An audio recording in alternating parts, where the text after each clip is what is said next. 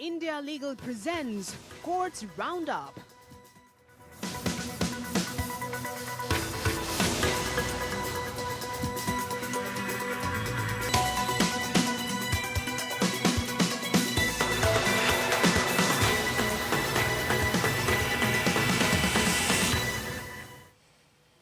पाकिस्तान की जेल में बंद आर्मी ऑफिसर की रिहाई के मामले में सुप्रीम कोर्ट ने केंद्र को नोटिस जारी किया है। इसके अलावा कोर्ट ने याचिकाकर्ता से ऐसे लापता सैनिकों की लिस्ट भी सौंपने को कहा है। याचिकाकर्ता कमला भट्टाचार्य जी, आपको बता दें, उन्होंने अपने बेटे कैप्टन संजीत भट्टाचार्य जी के प्रत्यार्पण या रिहाई के लिए तत्काल कदम उठाए जाने की मांग को लेकर याचिका दायर की थी और अदालत से केंद्र को निर्देश जारी किए जाने की मांग की थी। साथ ही कोर्ट को ये भी बताया था कि कैप्टन संजीत के साथ लॉन्स नायक का राम भड़ाना थापा भी गायब हो गए थे, जिनका भी अभी तक पता नहीं चल पाया है।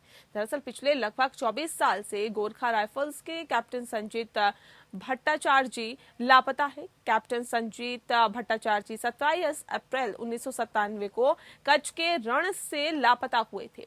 कैप्टन संजीत की 81 साल की मां ने सुप्रीम कोर्ट में याचिका दाखिल कर कहा है कि सरकार ये स्पष्ट नहीं कर पा रही है कि उनकी मौत हो गई है या वो पाकिस्तान की जेल में बंद है। याचिकाकर्ता का कहना है कि अगर वो पाकिस्तान की जेल में बंद है तो सरकार उनको वापस लाने की कोशिश करे। शुक्रवार को न्यायमूर्ति DY चंद्रचूड़ ने टिप्पणी की कंप्यूटर युग की समस्याओं में से एक है आदेशों की नकल करना या चिपका देना, और मैं उच्च न्यायालय के कट कॉपी पेस्ट के आदेशों को देखकर तंग आ गया हूं।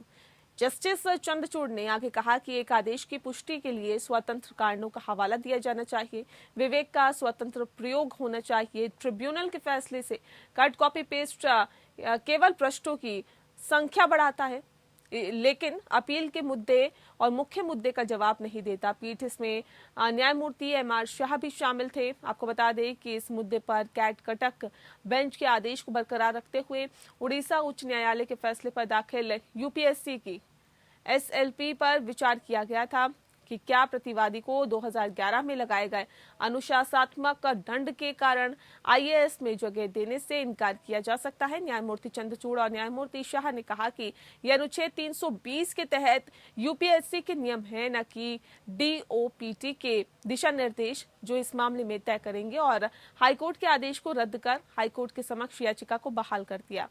न्यायमूर्ति चंद्रचूड़ ने टिप्पणी की, उच्च न्यायालय द्वारा कोई विवेक का स्वतंत्र आवेदन नहीं है, केवल न्यायाधिकरण के आदेश की नकल की गई है। हाईकोर्ट के सामने याचिकाकर्ता UPSC ने मुख्य रूप से तर्क दिया था कि ट्रिब्यूनल ने आवेदक को राहत देते हुए उसमें निहित अधिकार क्षेत्र को पार कर लिया था, जबकि वह स्वीकार करने में बुरी तरह से विफल हो गया था कि ये प्रवेश पदोन्नति नहीं है और ऐसे में DOPT के दिशा निर्देश वर्तमान मामले में लागू नहीं है, वे केवल पदोन्नति के मामले में लागू होते हैं। सुप्रीम कोर्ट ने शुक्रवार को उस रिट याचिका पर केंद्र सरकार से जवाब मांगा जिसमें रक्तदान दिशा निर्देशों को चुनौती दी गई है, जहां ट्रांसजेंडर व्यक्तियों, महिला यौनकर्मी आदि के रक्तदान करने पर सामान्य प्रतिबंध लगाया गया है। CJI SA बोबडे की अगुवाई वाली बेंच ने अधिवक्ता जयना कोठारी की सुनवाई के बाद याचिका पर नोटिस जारी किया है, लेकिन अदालत ने ये कहते हुए कि वो वैज्ञानिक मुद्दों के विशेषज्ञ नहीं है, इन पर रोक लगाने की अंतरिम राहत देने से इनकार कर दिया है। ट्रांसजेंडर समुदाय के एक सदस्य थंजम संता सिंह द्वारा दायर जनहित याचिका में अक्टूबर 2017 में केंद्रीय स्वास्थ्य मंत्रालय के तत्वाधान में केंद्रीय रक्त आधान परिषद और राष्ट्रीय एड्स नियंत्रण संगठन द्वारा जारी रक्तदान चयन और रक्तदाता रेफरल दिशा निर्देश 2017 को चुनौती दी गई है। दलीलों में कहा गया है कि उक्त दिशा निर्देशों के खंड 12 और 51 में मनमाने तरीके से और मनमाने ढंग से ट्रांसजेंडर व्यक्तियों, समलैंगिक पुरुषों और महिला यौनकर्मियों को उच्च जोखिम वाले HIV एड्स की श्रेणी में रखा गया है और उन्हें रक्तदान करने से प्रतिबंधित किया गया है। ये निवेदन किया गया है कि केवल उनकी लैंगिक पहचान, यौन उन्मुखीकरण के आधार पर व्यक्तियों के उपरोक्त वर्ग का बहिष्करण अनुचित नहीं है, बल्कि अवैज्ञानिक भी है। याचिका में कहा गया है कि सभी उक्त इकाइयां जो दानदाताओं से एकत्र की जाती है उन्हें हेपेटाइटिस बी, हेपेटाइटिस सी और HIV एड्स सहित संक्रामक रोगों के लिए परीक्षण किया जाता है और इसीलिए उन्हें स्थायी रूप से रक्तदान करने से रोकने और अन्य रक्तदाताओं के समान केवल उनके लिंग पहचान और यौन उन्मुखीकरण के आधार पर उच्च जोखिम के रूप में वर्गीकृत करके बाहर रखा जाना उनके अधिकार का उल्लंघन है।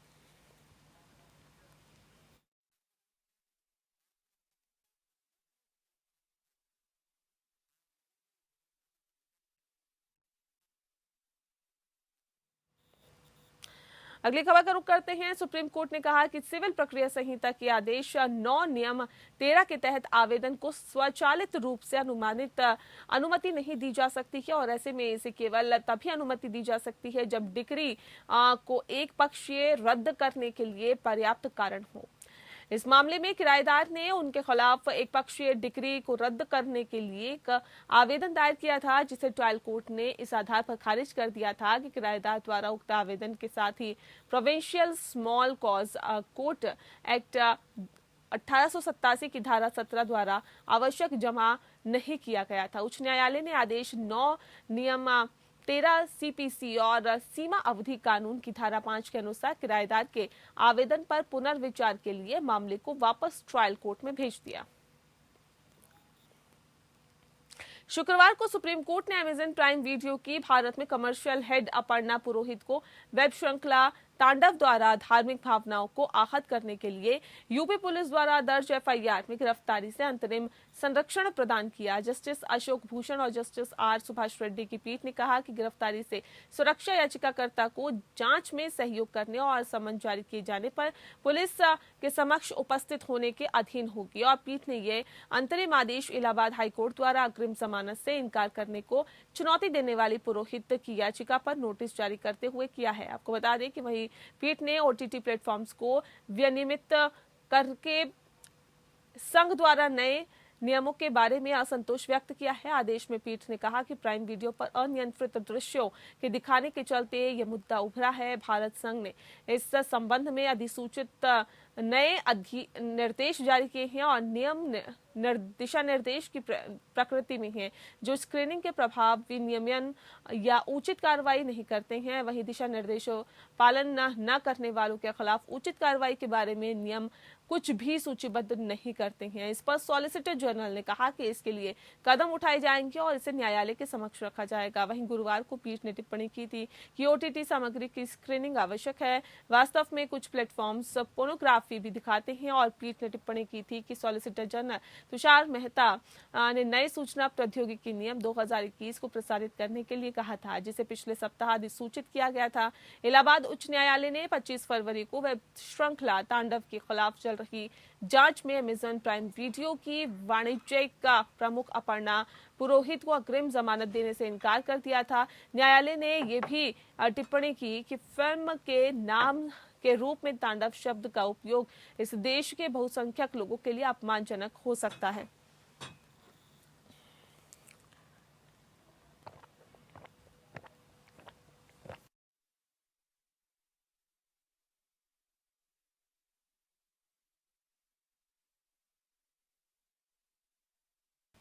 अगली खबर का रुख करते हैं। आंध्र प्रदेश के अमरावती भूमि घोटाला मामले में तेलुगु देशम पार्टी यानी TDP के नेता वर्ला रमैया ने सुप्रीम कोर्ट को दिया अपने जवाबी हलफनामे में कहा कि राज्य की YS जगन मोहन रेड्डी सरकार ने बदला लेने के लिए TDP नेताओं पर झूठे मुकदमे चलाने की कोशिश की है।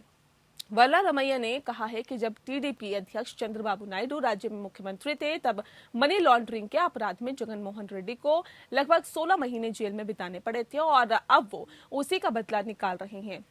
वहीं सरकार की ओर से पेश वकील राजीव धवन ने कहा कि फिलहाल इस मामले पर पूर्व AG के खिलाफ कोई कॉर्सिव एक्शन नहीं लिया जाए और ऐसे में साथ ही इस मामले में CBI जांच की जाए, जिसे कोर्ट मॉनिटर करे। फिलहाल सुप्रीम कोर्ट इस मामले पर 7 मार्च को सुनवाई करेगा। तेलुगु देशम पार्टी के नेता वर्ला रमैया ने सुप्रीम कोर्ट को बताया कि आंध्र प्रदेश के मुख्यमंत्री वाईएस जगन मोहन रेड्डी ने कथित अमरावती भूमि घोटाला सहित दूसरे ऐसे मामलों में पिछली चंद्रबाबू नायडू सरकार के मंत्रियों को घसीटा जा रहा है और उनके खिलाफ झूठा अभियान चलाया जा रहा है। वर्ला रमैया ने कहा कि जब चंद्रबाबू नायडू राज्य के मुख्यमंत्री थे तब मनी लॉन्ड्रिंग के अपराध में जगन मोहन रेड्डी को लगभग 16 महीने जेल में बिताने पड़े थे और अब वो उसी का बदला निकाल रहे हैं। 30 मई 2019 को मुख्यमंत्री बनने के बाद से वो उन लोगों के खिलाफ बदला लेने के 3 गुना एजेंडे के साथ काम कर रहे हैं जो उनके खिलाफ दर्ज होने वाले मामलों और उन्हें जेल भेजने के लिए जिम्मेदार थे। रमैया ने शीर्ष अदालत के समक्ष अपने जवाबी हलफनामे में कहा कि अमरावती भूमि घोटाला मामले की जांच के लिए रेड्डी सरकार द्वारा गठित उप समिति का उद्देश्य किसी भी राजनीतिक एजेंडे को आगे बढ़ाना है और बिना किसी आधार के पिछली सरकार के हर एक कार्य की पहचान करना और उसकी समीक्षा करना है। हलफनामे में ये भी कहा गया कि टर्म ऑफ रेफरेंस अनिवार्य रूप से पिछली सरकार से संबंधित किसी भी व्यक्ति के किसी भी कार्य या आचरण को देखने के लिए उप समिति को पूरी तरह से अधिकार नहीं देता है, खासकर ऐसे लोग जो विपक्षी दलों से संबंधित हैं। हलफनामे में ये भी कहा गया है कि सरकार के आदेश जियो में 26 सितंबर 2019 को उप समिति का गठन किया गया, जिसमें बेलगाम भ्रष्टाचार, प्राकृतिक संसाधनों का शोषण, जमीन पर कब्जा, वित्तीय प्रणाली का गंभीर कुप्रबंधन जैसे मामलों की जांच करने की बात कही गई, जो और कुछ नहीं बल्कि अपने राजनीतिक प्रतिद्वंदियों को साधना है। हलफनामे में कहा गया कि वाईएस जगन मोहन रेड्डी जो जमानत पर बाहर हैं, उन्होंने टीडीपी के कुछ नेताओं और उनके साथ जुड़े कुछ अन्य व्यक्तियों के खिलाफ शिकायतें दर्ज की हैं, क्योंकि रेड्डी को डर है कि वो फिर जेल जा सकते हैं। आंध्र प्रदेश के पूर्व एडवोकेट जनरल दमलापति श्रीनिवास ने भी सुप्रीम कोर्ट में इस मामले में अपनी प्रतिक्रिया प्रस्तुत की। दरअसल नवंबर 2020 में सुप्रीम कोर्ट की 3 जजों की बेंच ने जस्टिस अशोक भूषण की अगुवाई में टीडीपी के नेता वर्ला रमैया को नोटिस जारी किया था। Bureau report. वहीं सुप्रीम कोर्ट ने कहा है कि डाइंग डिक्लेरेशन यानी कि मरते वक्त दिए गए बयान पर महज इसलिए अविश्वास नहीं किया जा सकता क्योंकि अस्पताल में इसे रिकॉर्ड में लाते वक्त मृतका के माता पिता और सगे संबंधी मौजूद थे।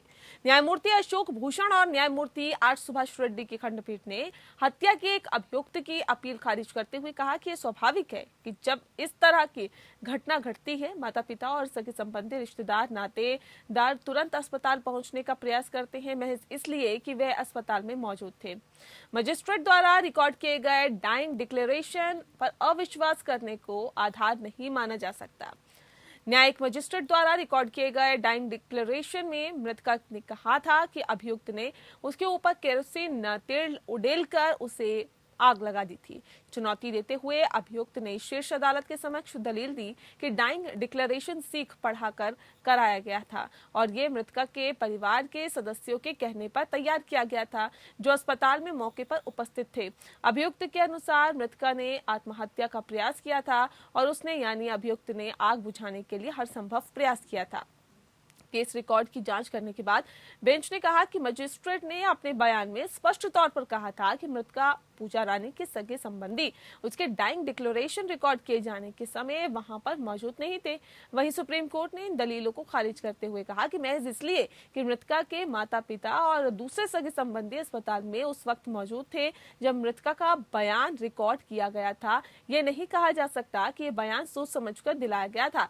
ये पूरी तरह से स्वाभाविक है कि जब तक इस तरह की घटना घटती है तो माता पिता और दूसरे सगे संबंधी आनंद फानंद में अस्पताल पहुंचने का प्रयास करते हैं, इसीलिए कि वे अस्पताल में मौजूद थे। मजिस्ट्रेट द्वारा रिकॉर्ड किए गए डाइंग डिक्लेरेशन पर अविश्वास करने का आधार नहीं बन सकता। कोर्ट ने अपील खारिज करने के लिए उल्लेख किया कि अगर मरने के समय दिए गए बयान पर अन्य गवाहों द्वारा दी गई गवाही के साथ विचार किया जाता है तो यह स्थापित होता है कि अभियुक्त का अपराध तार्किक संदेह से परे है।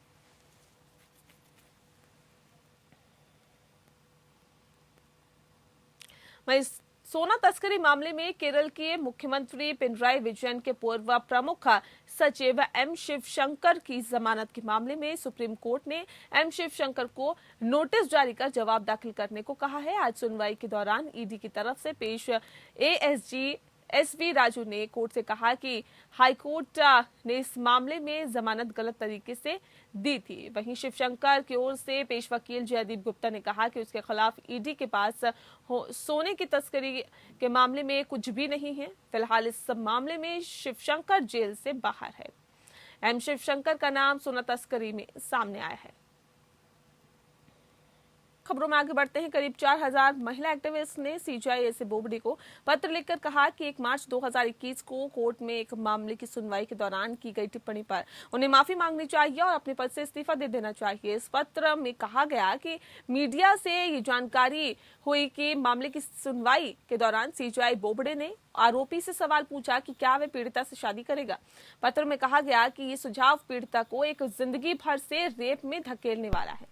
इस पत्र के मुताबिक भारत में महिलाएं ऐसे लोगों से घिरी हुई है जो रेप के लिए कॉम्प्रोमाइज को एक समाधान के रूप में देखते हैं। इस पत्र के मुताबिक सीजेआई के शब्द कोर्ट की गरिमा को ठेस पहुंचाने वाले हैं। न्यायालय के प्रमुख जैसे ही प्रतिष्ठित पद से देश की अन्य अदालतों, पुलिस और अन्य एजेंसियों तक ये संदेश जा रहा है कि भारत में महिलाओं के लिए न्याय उनका संवैधानिक अधिकार नहीं है। चारा घोटाले में सजायाफ्ता पूर्व मुख्यमंत्री लालू प्रसाद यादव को लेकर 2 अहम फैसले किए गए हैं।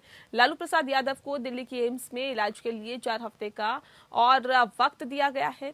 इस वजह से उनकी सजा को 4 हफ्ते और बढ़ा दिया गया है। साथ ही लालू प्रसाद यादव फोन कॉल प्रकरण की जांच में अफसरों की लापरवाही सामने आई है, जिन पर कार्रवाई की सिफारिश की गई है। दरअसल दिल्ली के एम्स में एडमिट लालू प्रसाद यादव की तबियत फिलहाल स्थिर तो है, लेकिन उनके कुछ अंग ठीक से काम नहीं कर रहे हैं। दिल्ली एम्स के डॉक्टरों की टीम की अनुशंसा के बाद जेल आईजी बीरेंद्र भूषण ने लालू प्रसाद यादव के बेहतर इलाज के लिए 4 हफ्ते की और सजा अवधि बढ़ा दी है। जेल सुप्रिंटेंडेंट हामिद अख्तर ने बताया है कि लालू यादव को 1 महीने के लिए डीआईजी जेल के द्वारा इलाज के लिए दिल्ली एम्स भेजा गया था, लेकिन एम्स के डॉक्टरों की टीम ने लालू के इलाज के लिए 3 से 4 हफ्ते का समय मांगा और जिसे जेल आईजी ने स्वीकार कर लिया। उनके बेहतर इलाज के लिए 4 हफ्ते का और सजा की अवधि को बढ़ा दिया गया है। वहीं लालू प्रसाद यादव के मोबाइल पर बातचीत प्रकरण में पुलिसकर्मी और पुलिस अधिकारी पर कार्रवाई होगी। लालू की सुरक्षा में जो पुलिसकर्मी और अधिकारी लगाए गए थे, उनकी लापरवाही सामने आई है। लालू यादव के फोन प्रकरण को लेकर जेल आईजी के साथ साथ जिला प्रशासन ने भी जांच बैठाई है। आपको बता दें कि जेल प्रशासन ने अपनी रिपोर्ट जिला प्रशासन को सौंप दी है। इस रिपोर्ट में लालू प्रसाद यादव की सुरक्षा में तैनात सुरक्षा कर्मियों और अधिकारियों को दोषी माना गया है। जांच रिपोर्ट में बताया गया है कि लालू की सुरक्षा में तैनात जवानों की लापरवाही से ही मोबाइल लालू प्रसाद यादव तक पहुंचा। जांच रिपोर्ट में यह भी कहा गया कि कैली बंगले में लालू यादव की सुरक्षा में तैनात रांची पुलिस के जवानों को ठीक ढंग से तलाशी नहीं ले जाने की वजह से सेवादारों और दूसरे लोगों के माध्यम से लालू तक मोबाइल शायद पहुंचा, जिसे लालू यादव ने कई जगह बातचीत की।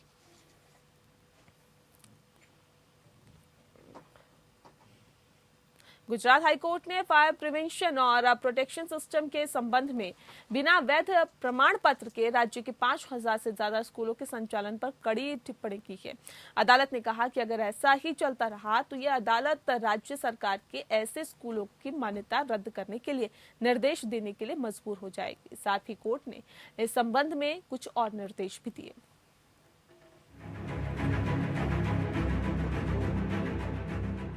एक जनहित याचिका पर सुनवाई के दौरान गुजरात हाईकोर्ट की न्यायमूर्ति जेबी पारदीवाला और न्यायमूर्ति इलेश जे वोरा की खंडपीठ ने फायर प्रिवेंशन और प्रोटेक्शन सिस्टम के प्रमाण पत्र के बिना राज्य में चलने वाले 5000 से अधिक स्कूलों के संचालन पर कड़ी टिप्पणी की है। अदालत ने पूछा, इसकी अनुमति कैसे दी गई? ऐसे स्कूलों में पढ़ने वाले छात्रों के मासूम जीवन के साथ कोई कैसे खेल सकता है? यदि इस दिशा में जल्द से जल्द कोई कदम नहीं उठाया जाता है तो ये अदालत राज्य सरकार से ऐसे स्कूलों की मान्यता रद्द करने के लिए कहने के लिए मजबूर हो सकती है। दरअसल इस जनहित याचिका में अगस्त 2020 में अहमदाबाद के श्रेय अस्पताल में आग लगने की घटना के मद्देनजर राज्य में सभी सार्वजनिक सुलभ भवनों में अग्नि सुरक्षा नियमों को लागू करने की मांग की गई थी। श्रेय अस्पताल हादसे में 8 लोगों की जान चली गई थी। डिवीजन बेंच ने कहा कि अग्नि सुरक्षा एक अत्यंत महत्वपूर्ण मुद्दा है और स्कूलों को ये सुनिश्चित करने के लिए कदम उठाना चाहिए और ये सुनिश्चित करना चाहिए कि सभी सुरक्षा सावधानी बरती जाए। ये भी बताया गया कि स्कूलों में बड़ी संख्या में बच्चे एक स्थान पर एकत्रित होते हैं और एक ही दिशा से आने वाली आग उन सभी को प्रभावित कर सकती है। इसके साथ ही कहा गया कि लकड़ी के फर्नीचर, कैंटीन और रसायन विज्ञान प्रयोगशाला जैसी सुविधाएं भी स्कूलों को संवेदनशील बनाती हैं। और ऐसी जगहों पर आग लगने की स्थिति अक्सर नियंत्रण से बाहर हो सकती है। कोर्ट ने स्पष्ट किया कि स्कूल पूरी तरह से बच्चों की सुरक्षा के लिए जिम्मेदार हैं और वो अफसर से अग्नि सुरक्षा प्रावधानों को स्थापित करने की उम्मीद नहीं कर सकते हैं। सुनवाई के दौरान बेंच ने राज्य सरकार को क्लिनिकल एस्टैब्लिशमेंट एक्ट 2010 को अपनाने के लिए भी निर्देशित किया, ताकि लोगों को चिकित्सा सुविधाओं और सेवाओं के न्यूनतम मानकों को बड़े पैमाने पर प्रदान किया जा सके। इससे पहले 26 फरवरी को हुई सुनवाई के दौरान बेंच के सामने ये उल्लेख किया गया कि 5199 स्कूलों में फायर सेफ्टी के उपायों की कमी है। साथ ही ये भी कहा गया कि देश के स्कूलों में फायर सेफ्टी अक्सर एक उपेक्षित तत्व है, क्योंकि इस पहलू की जांच के लिए कोई नियम नहीं है और यहाँ तक कि सरकार मौजूदा मानदंडों को लागू नहीं करती है। फिलहाल मामले की अगली सुनवाई अब 16 अप्रैल को होगी। Bureau report. दिल्ली हाईकोर्ट की न्यायमूर्ति विपिन संघी और रेखा पल्ली की खंडपीठ ने शुक्रवार को कानून बिरादरी को कोविड-19 वैक्सीनेशन से संबंधित एक मामले में अदालत द्वारा उठाए गए विभिन्न मुद्दों को संबोधित करते हुए भारत सरकार, दिल्ली राज्य सरकार और सीरम इंस्टीट्यूट ऑफ इंडिया यानी SII को हलफनामा दाखिल करने का निर्देश दिया है। सीरम इंस्टीट्यूट और भारत बायोटेक के लिए वकीलों के प्रस्तुतिकरण को ध्यान में रखते हुए उनके पास अतिरिक्त उत्पादन क्षमता है। अदालत ने संगठनों को हलफनामा दायर करने के निर्देश दिए और कोविशील्ड और कोवैक्सीन का प्रतिदिन, सप्ताह या महीने के उत्पादन करने के लिए अपनी संबंधित क्षमताओं को स्पष्ट किया जाए। ये भी कहा हाईकोर्ट ने बताया कि दोनों संगठन अपने आधार, उनकी वर्तमान स्थिति, अतिरिक्त क्षमता जैसी चीजों के बारे में जानकारी दें और हम अपनी जरूरतों को देखें बिना या तो टीकों को दूसरे देशों को दान कर रहे हैं या बेच रहे हैं, इस बारे में तत्काल विचार करना होगा। इस बिंदु पर केंद्र की ओर से पेश हुए सॉलिसिटर जनरल चेतन शर्मा, आपको बता दें कि अतिरिक्त सॉलिसिटर जनरल चेतन शर्मा ने कहा है कि वैक्सीन का होना एक बात है, लेकिन इसे किसी इंजेक्शन में तब्दील करना एक और बात है।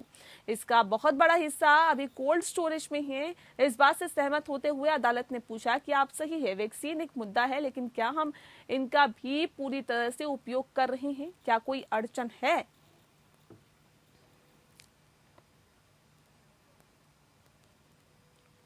और इसी के साथ फिलहाल इस बुलेटिन में इतना ही। नमस्कार। India Legal presents Courts Roundup.